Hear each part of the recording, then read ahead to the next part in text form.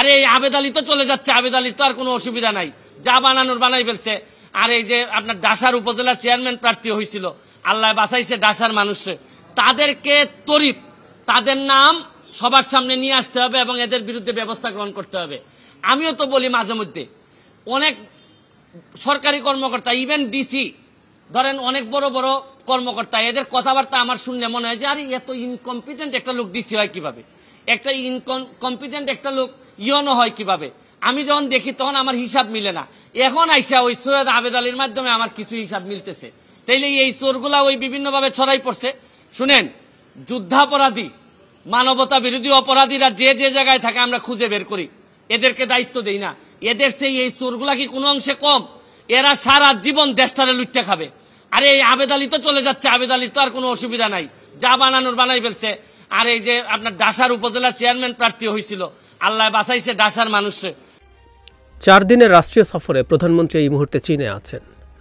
এখন পর্যন্ত দেখছি তিনি ব্যবসায়ীদের সাথে বসেছেন, বাংলাদেশে ইনভেস্টমেন্ট অ্যাট্রাক্ট করার চেষ্টা করছেন। এই সফরটা আমরা খুব মন দিয়ে খেয়াল করব এবং সফর শেষ হওয়ার পর 2 দেশের যৌথ ঘোষণা এবং কী ধরনের সমঝোতা স্মারক, এবার কোনো চুক্তি হবে না, অলরেডি পররাষ্ট্রমন্ত্রী জানিয়েছেন। অনেকগুলো সমঝোতা স্মারক স্বাক্ষরিত হবে বলে বলা হচ্ছে। সেগুলো কেমন হচ্ছে, কি হচ্ছে, সেগুলো নিয়ে আমি বিস্তারিত আলোচনা করব।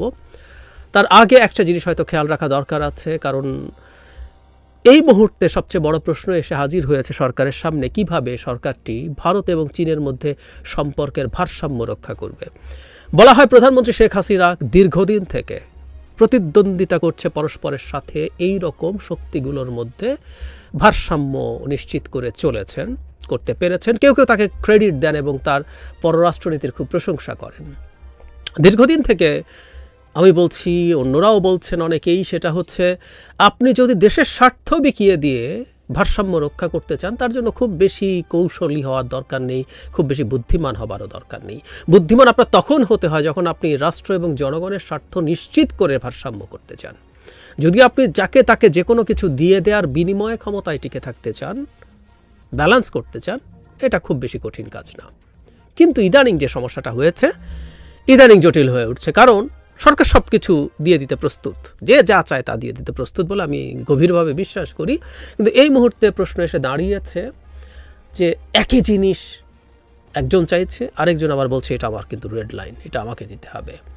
এই সংকটে সরকার এখন পড়ছে এবং এই সংকটের প্রেক্ষাপটে চীন সফর হচ্ছে। এবং এটার প্রাক্কালে যেন ওবায়দুল কাদের কথা বলেছেন, আমি তার বক্তব্যটা নিয়ে কয়েকটা কথা আসলে একটু বলতে চাই। উনি বলেছেন চীনের সাথে আমাদের পার্টনারশিপ আছে উন্নয়নের। ভারত আমাদের রাজনৈতিক বন্ধু, চীন আমাদের উন্নয়নের বন্ধু।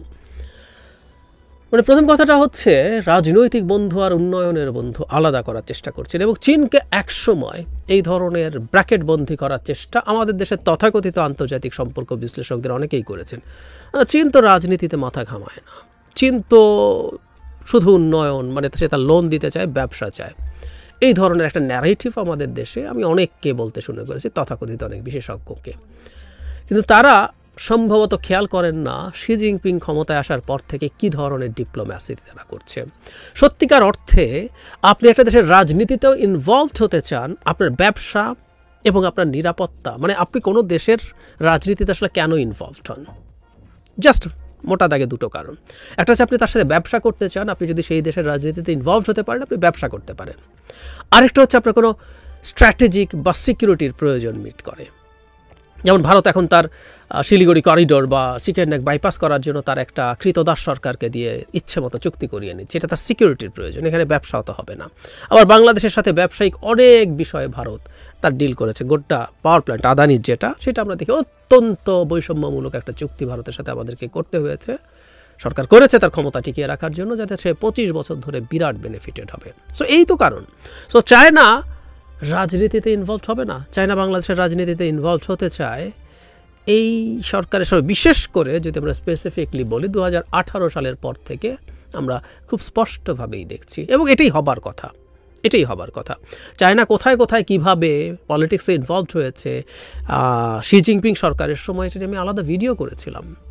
অনেক ইতিহাস আছে আমাদের ঘরের কাছে নেপালে, অত্যন্ত প্রকাশ্যে তাদের পলিটিক্সে ইনভলভমেন্টের হিস্ট্রি আছে।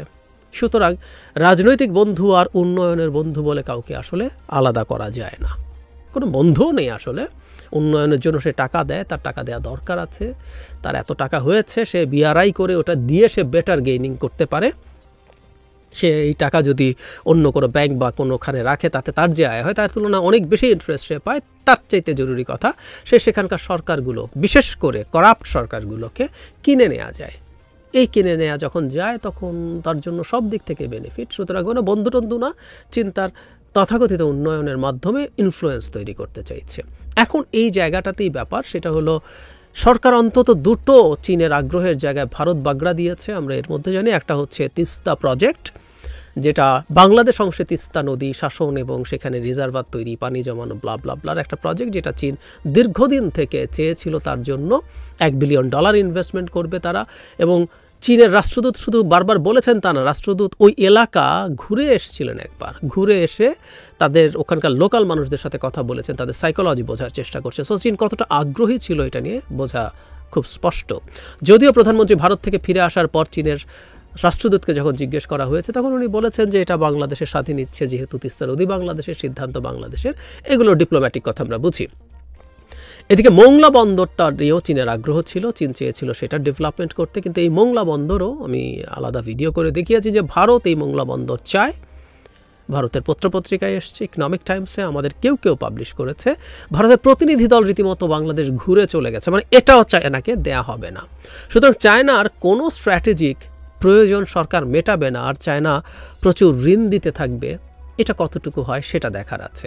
মানে চায়নার ব্যবসায়ীরা এখানে ইনভেস্ট করবে এই এক্সপেক্ট করা হাস্যকর। প্রধানমন্ত্রী আহ্বান জানালেও, কারণ বাংলাদেশে এফডিআই বা ফরেন ডিরেক্ট ইনভেস্টমেন্টের কোনো পরিস্থিতি বিরাজ করে না। মানে যে দেশটায় বিদ্যুৎ গ্যাসের চরম সংকট আছে, লোডশেডিং হচ্ছে, গ্যাস দিতে পারছেন না, মানে পাওয়ার ছাড়া শিল্প উৎপাদন হাস্যকর। যে দেশে মারাত্মক রকম আমলাতান্ত্রিক জটিলতা, ঘুষ দুর্নীতি আছে, ইজ অফ ডুইং বিজনেস বলে যে র্যাঙ্কিং একসময় প্রকাশিত হতো, তাতে আমরা অত্যন্ত নিচের দিকে ছিলাম। এবং সবচেয়ে জরুরি কথা, একটা আনস্টেবল ডলার মার্কেটে, যেখানে টাকা ডলারের বিনিময়ে খুবই খারাপ অবস্থা আছে, সেখানেও ইনভেস্টমেন্ট হওয়ার সম্ভাবনা খুব কম, খুব কম। আপনি যে আনবেন, ইনভেস্ট করবেন, আপনি যদি লোকাল মার্কেটের জন্য পণ্য তৈরি করেন, সেগুলো বেচে যে টাকা পাবেন, সেই টাকা ডলারে কনভার্ট করলে, আপনি $100 আনলেন, সেটা নিয়ে পণ্য তৈরি করলেন, ইনভেস্ট করুন, আমরা এভাবে যদি বুঝি, তাতে যে টাকা হলো, টাকায় আপনি বিক্রি করতে করতে একসময় টাকার এত অবমূল্যায়ন হলো, আপনি ডলার কিনতে গিয়ে দেখলেন আপনি যে লাভ পাচ্ছেন সেই লাভ আর থাকছে না, সেটা খরচ আর আয় সমান হয়ে যাচ্ছে, অথবা খরচ বেশি হয়ে যাচ্ছে। সো এরকম জায়গায় এফডিআই হবে না। তাহলে কি হতে পারে? চীনের সরকারকে ঋণ দেওয়ার কথা ভাবতে পারে, যেটাকে লাইন অফ ক্রেডিট বা এলওসি বলে। চীন অনেকগুলো কমিটমেন্ট শি জিনপিং যখন বাংলাদেশে এসেছিল তখন করেছিল, সেগুলোরও যে খুব বেশি আলোর মুখ দেখেছে তা না, অনেক টাকা দিয়েছে তা না। যা তারা কমিটমেন্ট দিয়েছিল তার 1/4 ঠিক মতো দেয়নি, 1/4 কম, 1/5 মতো দিয়েছে বলা যায়। এখন ব্রিজ বাস্ট হয়েছে, প্রকল্প পাস হয় না, প্রকল্প হলে টাকা ছাড় হয় না, নানান রকমভাবে ঝুলতে থাকে। সো চীন কতটুকু টাকা দেবে সেটা দেখার ব্যাপার আছে। তবে একেবারেই কিছু করবে না বলে যে এক ধরনের পারসেপশন আছে, চীন তার স্ট্র্যাটেজিক গোল ফুলফিল না হওয়ার কারণে ক্ষুব্ধ হয়ে করবে, এটাই আমার দ্বিমত আছে। কারণ হলো চীন চাইবে না পুরোপুরি সরকারের হাত ছেড়ে দিয়ে তাকে ভারত এবং প্রকারান্তরে আমেরিকার হাতে তুলে দিতে। সুতরাং কিছু তো হবেই, এবং আমরা এই জায়গাগুলো খেয়াল রাখি। কিন্তু ওই কথাটা ইম্পর্টেন্ট, যেটা জনাব ওবায়দুল কাদেরের বক্তব্যের পরিপ্রেক্ষিতে বলতে চাই।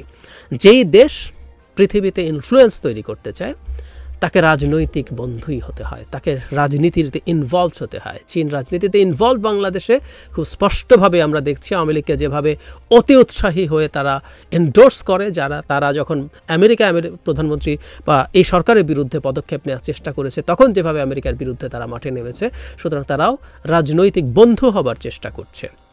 কিন্তু দুই রাজনৈতিক বন্ধুকে কতটা ব্যালেন্স করতে পারবে এবার আওয়ামী লীগ, সেটি দেখার প্রশ্ন থাকবে। এবং প্রধানমন্ত্রী যখন সফর শেষ করবেন আমরা তখন দেখব আসলে কি ঘটেছে।